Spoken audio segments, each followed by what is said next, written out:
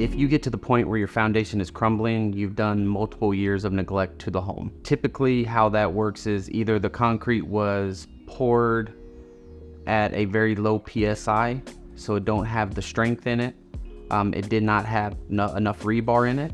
And over the years, it's just massive negative drainage to the house that's causing water continuing to come through.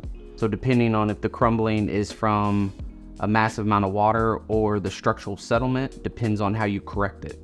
Typically, if the foundation is crumbling too far, sometimes it's not repairable. You have to completely take it out. Once it's taken out, we can come in and pour a new one or turn your house into a crawl space, depending on the financial side of that.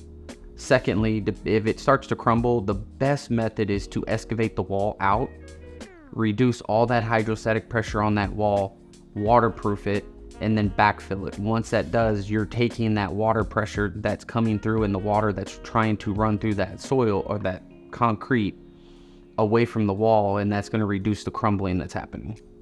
The signs of crumbling is with the wall flaking. You'll go downstairs, if it's painted, you'll see the paint flaking off of the wall. There's signs of water coming through.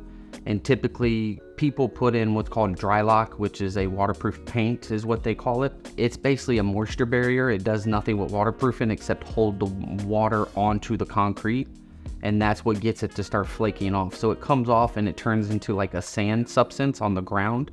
You'll also see white substance across the concrete, and typically where the cold joint is, that's signs of the humidity and moisture coming through. Those are where all that starts flaking off, and that's when the signs of, if you catch that fast enough, you can repair the home versus replace the foundation.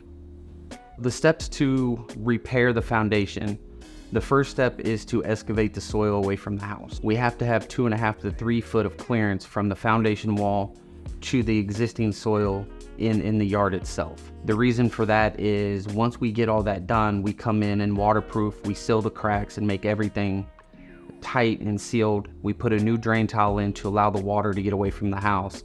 But we also have to have that trench wide enough, because we backfill with 3/4 inch gravel.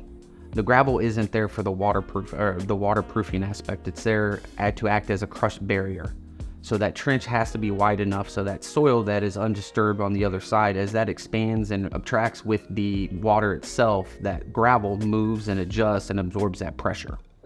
And that's how you take care of the structural side and the waterproofing side of a crumbling foundation.